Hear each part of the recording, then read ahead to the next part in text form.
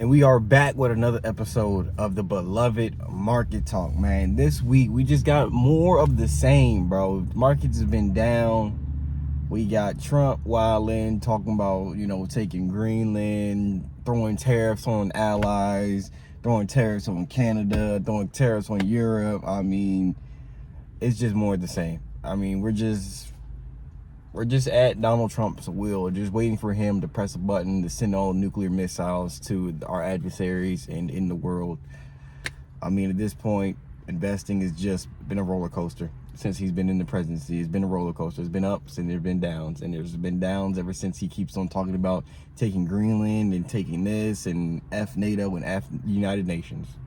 Okay, because he thinks that Trump has gone out of his mind at this point. He's not. He thinks he's the best thing that happened to the world, not just America, not just to you, but to the entire world. He's the best thing that happened, period. Because he thinks that UN wouldn't be nothing without America. NATO wouldn't be nothing without America. He got his own board of peace he's creating, inviting controversial nation leaders to join this quote-unquote board of peace. Now the board of peace is rivaling the United Nations.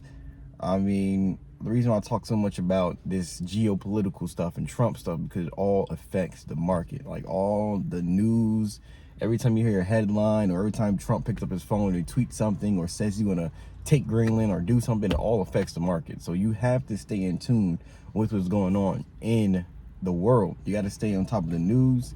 You got to stay on top of everything, because it can affect your investments. Let's say you want to start investing in something. You want to invest in Taiwan Semiconductor, but you have no idea about what's going on over there between the tensions of China and Taiwan. You invest your last $1,000 into TSMC. Next thing you know, China goes and tries to take it. That stock is going to crater from where you bought it at. Okay, that stock is going to crater from where, because you didn't know about the geopolitical implications of what was happening in the area. So that's why you got to stay on top of news. You got to stay on top of what's going on in the world. You ain't got to be the expert, but you got to at least know what's going on, because it all affects your investments. Especially investing for a long term, you got to stay on top of this stuff. Like that's the biggest thing you got to stay on top of. You pick your companies, you pick your sectors you like to invest in.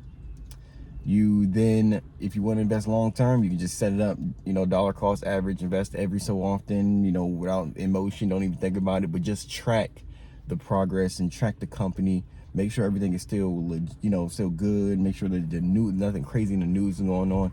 So, I mean, really, this week, man, just going to be about, staying locked in, keeping up with the news, and investing during this time of mass uncertainty. We got gold and silver hitting all-time highs. Precious metals like that only hit all-time highs in times of chaos, in times of, turmoil. People are scared. People are more conservative. So they're investing in gold and silver, assets that have always long had value. People are becoming more thoughtful what they do with their money, not just stocks and stuff. Right now, I mean, the way that how much tension there is in the world right now with all the wars and stuff, it's like investing right now is a good time to invest, because everything is down, it's red.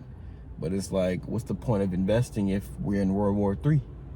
What's the point of investing if we're getting hit by a nuke? That's why people take the side of silver and gold, because if you got silver and gold, you can always make something happen. And I've always been saying, I have been telling people to buy gold for a long time. I haven't said anything about silver, but gold, I have been telling people to buy gold for a long time, and now they're hitting all-time highs.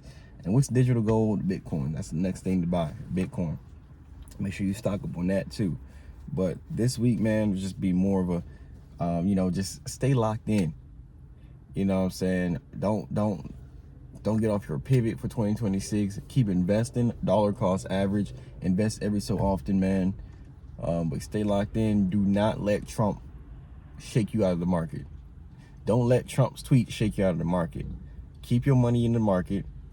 A few years from now, you'll be happy that you kept investing. Even like during 2020, when there was a bunch of stuff going on. Anybody who invested during 2020, during the chaos, is happy as hell now. Okay, be one of those people in the next two to 5 years. Be one of those people next. All right.